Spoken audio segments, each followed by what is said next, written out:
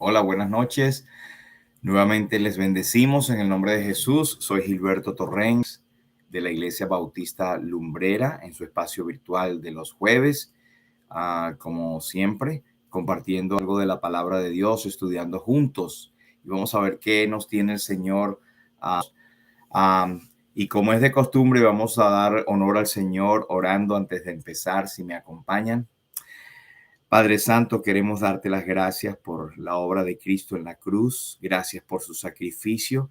Gracias por su sangre derramada, su muerte y su resurrección. Gracias porque este mensaje de esperanza, de perdón de pecados y de reconciliación contigo es posible y es aún anunciado a toda criatura en este día.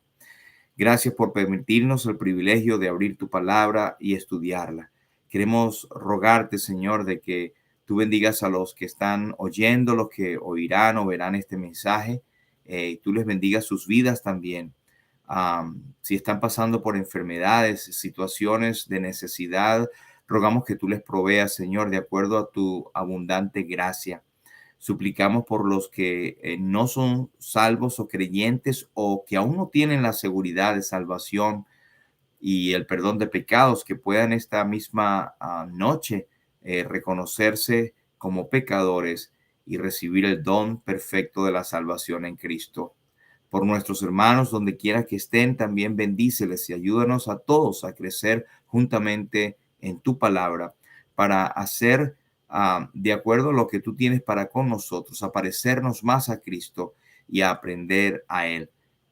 Queremos darte las gracias y nos encomendamos a ti, dándote toda la gloria en el nombre de Jesús. Amén.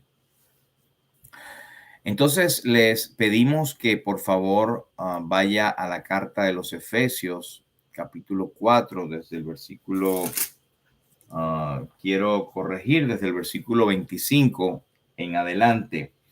Vamos a leer entonces desde el versículo 22 en adelante, pero vamos a estudiar desde el versículo 25. Efesios capítulo 4, desde el versículo 22 en adelante. Dice así la palabra de Dios. En cuanto a la pasada manera de vivir, despojaos del viejo hombre que está viciado conforme a los deseos engañosos y renovaos en el espíritu de vuestra mente y vestíos del nuevo hombre creado según Dios en la justicia y santidad de la verdad. Por lo cual, desechando la mentira, hablad verdad cada uno con su prójimo, porque somos miembros los unos de los otros. Airaos, pero no pequéis. No se ponga el sol sobre vuestro enojo, ni deis lugar al diablo. El que hurtaba, no hurte más, sino trabaje, haciendo con sus manos lo que es bueno, para que tenga que compartir con el que padece necesidad. Ninguna palabra corrompida salga de vuestra boca, sino la que sea buena para la necesaria edificación, a fin de dar gracia a los oyentes. Y no contristéis al Espíritu Santo de Dios, con el cual fuisteis sellados para el día de la redención. Quítense de vosotros toda amargura, enojo, ira, gritería y maledicencia y toda malicia. Antes bien, sed benignos unos con otros, misericordiosos, perdonándoos unos a otros, como Dios también os perdonó a vosotros en Cristo Jesús. Hasta aquí, esperando que el Señor bendiga su santa palabra. Usted podrá ver en los versículos anteriores que estábamos hablando de la vida del creyente como nuevo hombre en Cristo, pero lo que ellos eran antes. Y había una descripción que el apóstol habla de que tenían, al ser inconversos, a ser gentiles paganos, tenían el entendimiento entenebrecido, estaban ajenos a la vida de Dios por la ignorancia que había en sus corazones. Habían perdido sensibilidad, se habían entregado a deseos mundanos, lascivias, impureza. Pero él dice, mas ustedes no habéis aprendido así a Cristo, si en verdad le habéis oído y habéis sido por él enseñados, conforme a la verdad que está en Jesús. y él habla de esa manera pasada, hay que despojarse y hay una serie de vicios que están allí que pertenecen al viejo hombre. Y si bien es cierto que el despojarse del viejo hombre es una acción espiritual que ocurrió en el momento que ellos fueron creyentes, es también una exhortación a continuamente procurar hacer de eso una realidad. Y debemos tomar en cuenta que tenemos en cada creyente hay doble naturaleza. La naturaleza nueva que va creada según Cristo, el Espíritu Santo, Cristo formado en nosotros, un nuevo hombre que está diseñado por Dios para buenas obras, y un hombre antiguo, el viejo hombre de pecado, pues aún estamos en la carne y estamos sujetos a pecado. Por lo cual el apóstol nos dice que debemos despojarnos de ese viejo hombre y es una acción continua. Y hay que renovarse en el espíritu de nuestra mente y vestirnos del nuevo hombre continuamente. Y el versículo entonces 25, donde piensa el estudio. Si usted quiere saber más, vaya al estudio número 24. Que es el estudio anterior. Versículo 25 dice, por lo cual, desechando la mentira, hablad verdad cada uno con su prójimo, porque somos miembros los unos de los otros. Dejar de lado la mentira, desecharla, quitarla a un lado.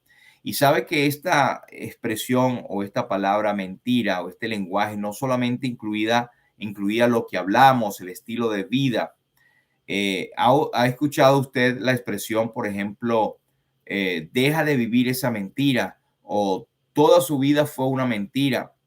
Por esta razón, el apóstol usó el vocablo griego apótesis, que es el mismo que usa en el versículo 22, cuando dice, en cuanto a la pasada manera de vivir, despojaos del viejo hombre que está viciado conforme a los deseos engañosos, que tiene que ver con la palabra apótesis o deseos mentirosos.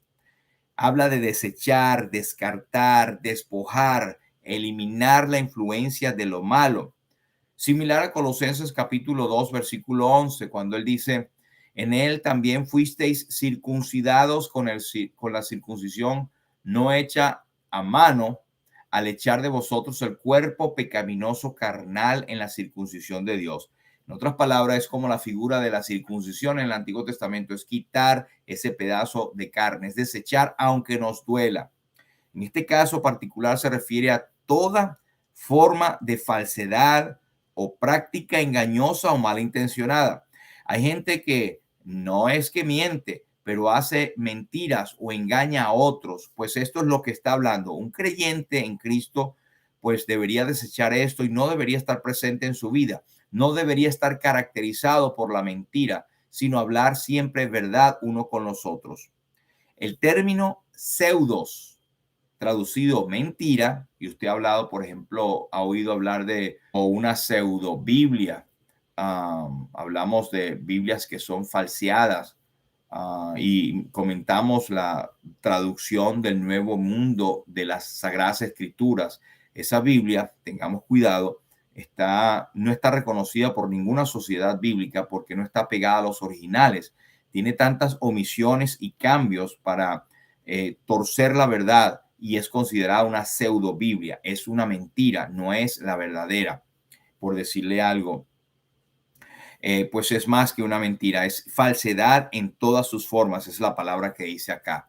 Al revisar, dicen los que saben del griego, el Nuevo Testamento y verificar las distintas maneras en que se utiliza la palabra pseudos, se puede ver que estamos ante el propósito de engañar y no solamente de un hecho aislado, es como una práctica continua. El que miente tiende a tener esa práctica constante y hay creyentes que han, por supuesto, al venir a Cristo, tienen una fuerte tendencia a mentir por el pecado, la iniquidad que hay en ellos. Pero si alguno está en Cristo, nueva criatura es, las cosas viejas pasaron y aquí todas son hechas nuevas. Identificando cosas en nuestras vidas, hay que desecharla inmediatamente. Desechar la mentira es desterrar para siempre toda forma de engaño, de patraña, de embuste, de pantalla, de chisme, de farsa, de fingimiento, de hipocresía, simulación, doblez o ficción que pudiera anular la manifestación del Espíritu Santo en nuestra vida, la manifestación de un nuevo hombre, o que alguien diga, caramba, esa persona tiene algo nuevo que me llama la atención, quiero tener esa misma fe que yo veo en esa persona. Segunda de Corintios 11:31 nos dice, el Dios y Padre de nuestro Señor Jesucristo, quien es bendito por los siglos, sabe que no miento. El apóstol usa esta misma palabra pseudo, sabe que no uso mentira. O en Colosenses 3:9 que dice, no mintáis los unos a los otros, habiéndoos despojado del viejo hombre con sus hechos. Hay una razón por la cual debemos despojarnos la mentira, porque no agrada a Dios, es una forma de pecado y es parte del viejo hombre que debe estar crucificado con Cristo. Versículo 26, airaos, pero no pequéis, no se ponga el sol sobre vuestro enojo. Esta es una segunda área de renovación en nuestras vidas prácticas que se relaciona con la ira pecaminosa y una ira justa o con la cólera justa. Hay ocasiones en que un creyente puede sentirse justamente encolerizado y es muy raro, pero sí puede sentirse, um, por ejemplo, cuando se pone en duda el carácter de Dios o cuando se habla mal de Dios. Nosotros tenemos la responsabilidad de ser eulogios o dar elogios, de donde viene la palabra elogios, a Dios, hablar siempre bien de Dios. O cuando alguien pone en duda la misericordia de Dios, por ejemplo, una cosa que a mí me llena de incomodidad y prácticamente una ira, es cuando la gente pone en duda la bondad de Dios. Si bien Dios no necesita ser defendido, vamos a ser claros con eso, pero un creyente debería sentirse indignado cuando una persona está hablando mal de su Dios, de su Salvador, o echando por tierra la obra perfecta de Cristo. Eso nos debería indignar y llenar de ira santa, por así decirlo.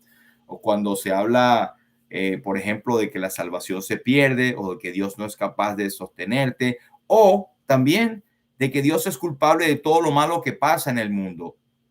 Por cierto, este domingo pasado hablamos de eso en el mensaje titulado si Dios está con nosotros, ¿por qué nos pasa todo esto? Eso es el domingo 29 de agosto. Usted puede buscarlo en YouTube que dice, si Dios está con nosotros, ¿por qué nos pasa todo esto? Nosotros citábamos el proverbio que dice que la persona se daña su vida, la persona comete imprudencias y después contra Jehová se irrita o le echa la culpa al Señor. Así que usted puede revisar esto después, pero hay momentos en que uno siente esa ira cuando está hablándose mal de nuestro Dios. Pero airaos, pero no pequéis. Airaos, pero no pequéis. Cuando se trata de una emoción mentirosa o maliciosa o celos o resentimientos o venganza o tal vez un odio debido a males personales, eso está prohibido y es pecado para el creyente. Aristóteles dijo, Sidona, que cualquiera puede encolerizarse, eso es fácil, pero encolerizarse con la persona precisa, en el grado adecuado, en la ocasión justa, para un propósito recto y de una manera recta, eso no es fácil. Esto es algo que trae bastante reflexión. Así que es muy difícil que nosotros estemos encolerizados con una persona de la manera precisa, en el grado adecuado, en la ocasión justa, en el propósito recto y de una manera recta. Eso no es fácil. Todo lo demás es pecado. Así como la amonestación contra el enojo no santo va seguida de la exhortación, ni deis lugar al diablo. La que va contra la conversación corrompida, ¿verdad? Las palabras corrompidas, va seguida de la exhortación a no entristecer al Espíritu Santo. Repito, así como la exhortación o la amonestación contra el enojo no santo, airaos pero no pequéis, va seguido de la exhortación a ni deis lugar al diablo.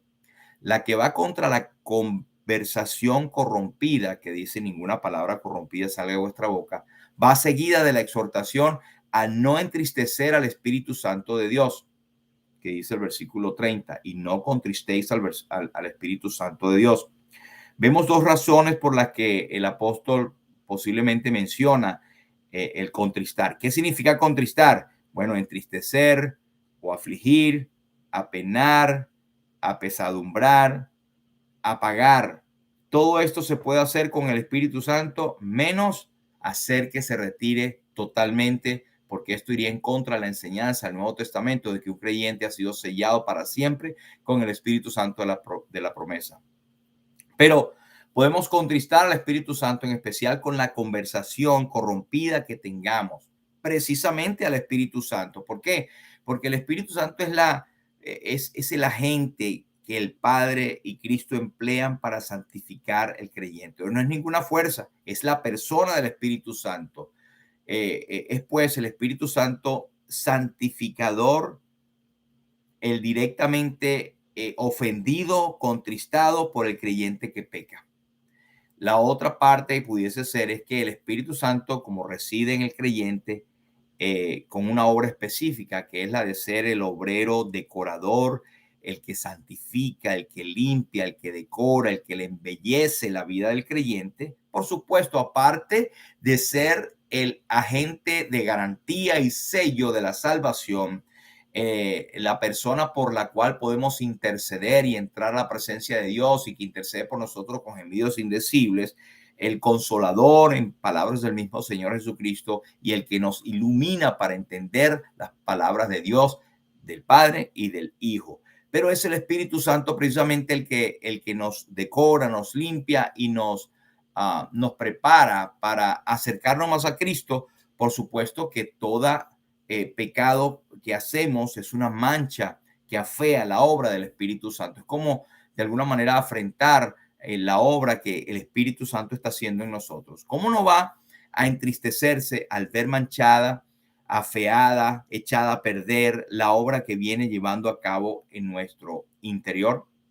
Pablo añade un motivo más de tristeza para el espíritu. Dice, versículo 30, parte B, con el cual fuisteis sellados para el día de la redención, es decir, de la consumación de la redención. Usted lee en Romanos capítulo 8, versículo 23, que dice, y no solo ella, sino que también nosotros mismos, que tenemos las primicias del Espíritu, nosotros también gemimos dentro de nosotros mismos, esperando la adopción, la redención de nuestro cuerpo. Así que tenemos las primicias del Espíritu Santo para esperar la adopción, la redención de nuestro cuerpo. El sellado ya fue hecho, hermanos, como siempre hablamos, una vez por todas en el tiempo de nuestra conversión. Y me gusta citar y me encanta el versículo de Efesios 1 y 13.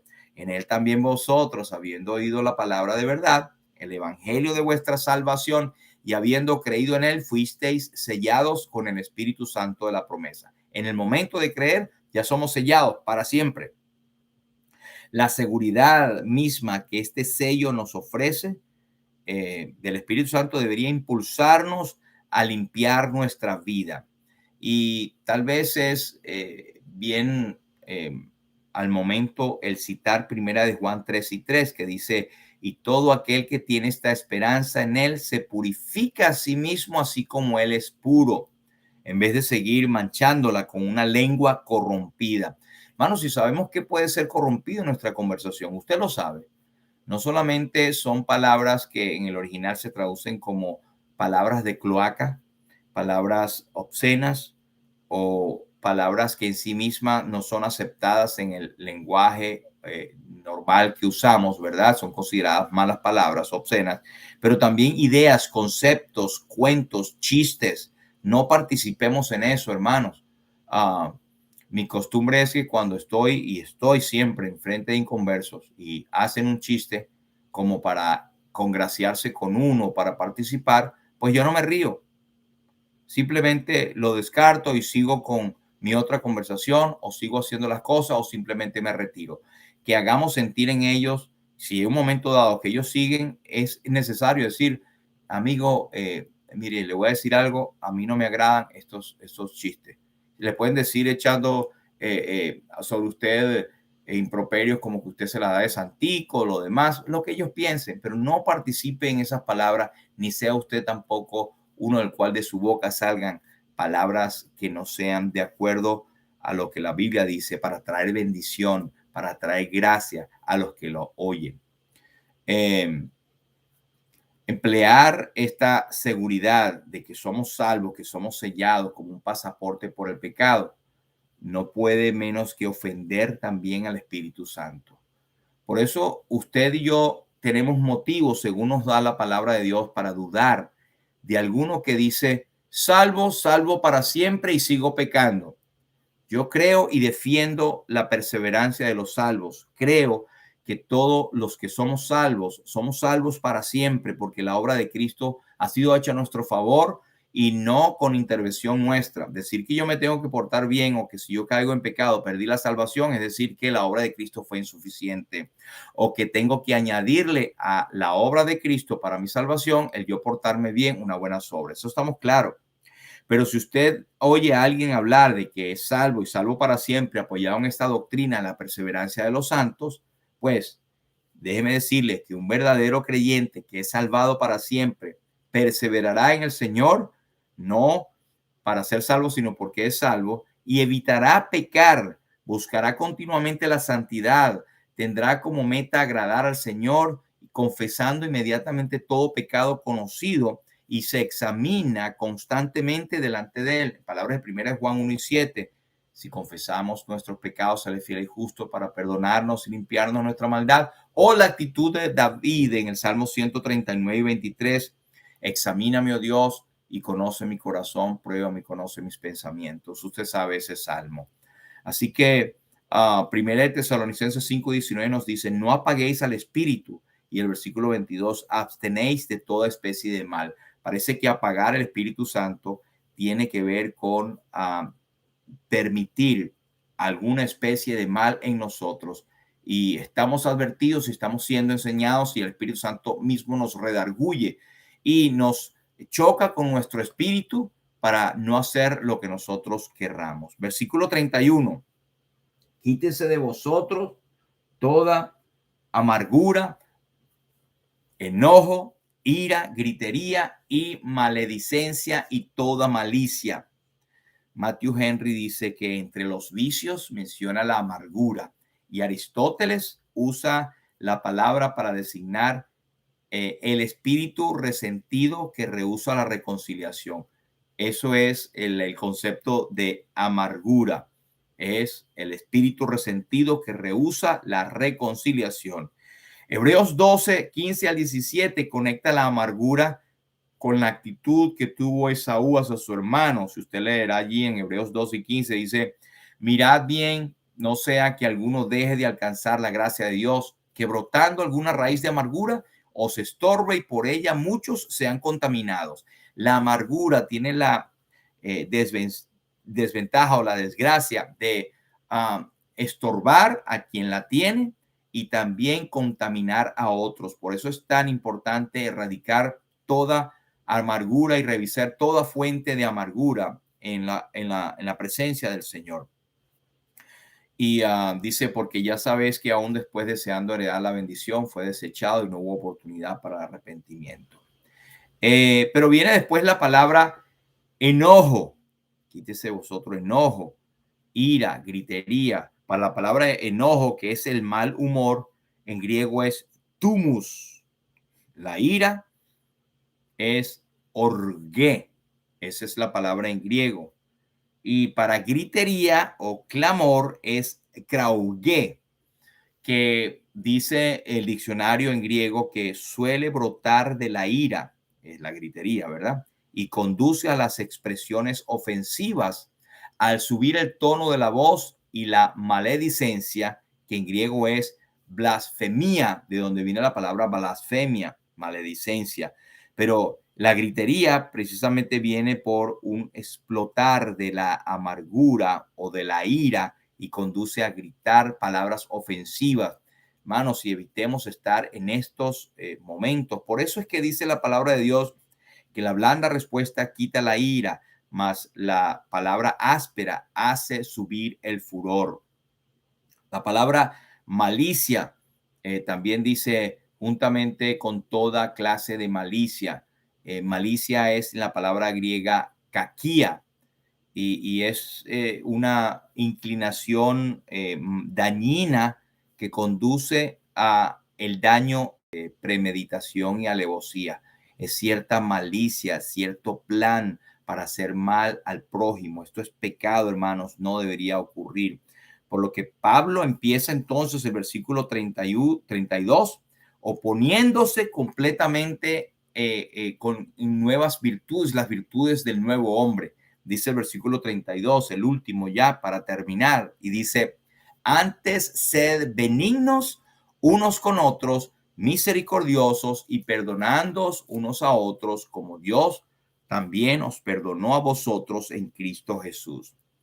Esto nosotros deberíamos, como creyentes, poner fin a los pecados anteriores, revisar si los tenemos continuamente, y eso es hasta que nosotros nos muramos o hasta que el Señor venga, hermanos. No creamos que ya yo le pedí perdón al Señor por esto y ya está listo. Eso es algo que es continuo porque brota de la vieja naturaleza y debemos tenerla pisada, como dice Colosenses, haced pues morir lo terrenal en vosotros. Pero el vacío, cuando nosotros removemos estas cosas, debe ser llenado mediante el cultivo de cualidades hermosas, cristianas, espirituales, que brotan sobrenaturalmente como parte del fruto del Espíritu Santo. Hay personas que yo he oído siempre cuando pregunto o cuando se comenta cuántos son los frutos del Espíritu y dicen 9, pero no son 9 frutos. Ahí dice más el fruto del Espíritu Santo. Es decir, que el Espíritu Santo tiene 9 ramas o 9 manifestaciones, un solo fruto y 9 manifestaciones. Pero lea Gálatas 5:22, cuando dice más el fruto del Espíritu es amor, gozo, paz, paciencia, benignidad, bondad, fe, mansedumbre, templanza. Contra tales cosas no hay ley. Esa manifestación debería brotar en nuestras vidas. Y si está más arriba, nosotros cultivando eso, pues el viejo hombre va a estar aplacado, va a estar aplastado. Pues vamos a leer los vicios, o perdón, los vicios que son contrapuestos o digamos, contrarrestados por estas virtudes cristianas. Benignidad, pues ser benignos unos con otros. Benignidad se define como un interés desprendido por hacer bien a los demás, un deseo de ser útil, incluso cuando nos cuesta personalmente algo hacer un bien a los demás. Después dice misericordia, ser misericordiosos, pues es un interés, de simpatía, de afecto, de compasión para con otros y una disposición buena para llevar las cargas de los demás, como por ejemplo Gálatas 6:2, que nos dice sobrellevar las cargas los unos a los otros y cumplir así la ley de Cristo. Perdón es la otra, una buena disposición para perdonar las ofensas, pasar por alto las ofensas personales contra uno mismo sin abrigar ningún deseo de venganza. Y el más grande ejemplo, hermanos, de esto es que Dios perdona a nosotros, nos perdona a nosotros por medio de Cristo sin ningún tipo de cosas por detrás diciendo, bueno, después te voy a cobrar esto o mira lo que hiciste al final. Dios perdona nuestros pecados completamente.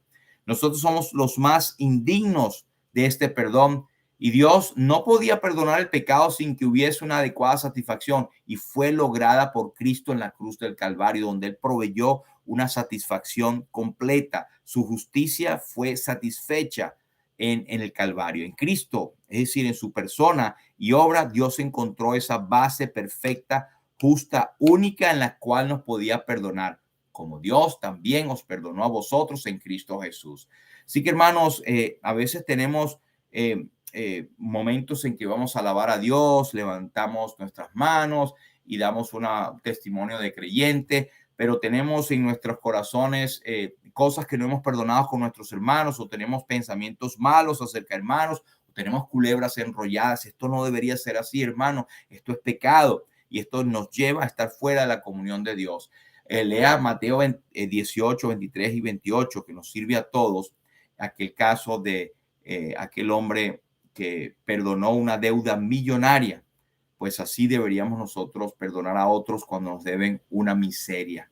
Y veamos el ejemplo de lo que le pasó a aquel hombre que después que había sido perdonado una deuda millonaria, fue a alguien a quien le debía algo y quiso hacerle pagar hasta lo último. Pues Dios aplicó su ira. En este caso, si es un hijo de Dios, que no debería ser, pues vendrá disciplina. Así que, hermanos, hemos terminado el capítulo 4 finalmente, esperando que haya sido de motivación, de bendición para muchos. Escríbanos, por favor, para saber de qué forma podemos orar por usted, o o la palabra de Dios ha sido bendición en su vida. Así que vamos a dejarlo hasta aquí y vamos a comenzar, Dios mediante, el próximo jueves, si el Señor lo permite, el capítulo 5 de Efesios. Así que Dios les bendiga. Vamos a orar. Padre, te rogamos que bendigas esta palabra dicha. Te damos las gracias por habernos guiado. En nosotros no hay sabiduría. A ti sea la gloria. En el nombre de Jesús. Amén. Señor te bendiga. Él bendiga su palabra.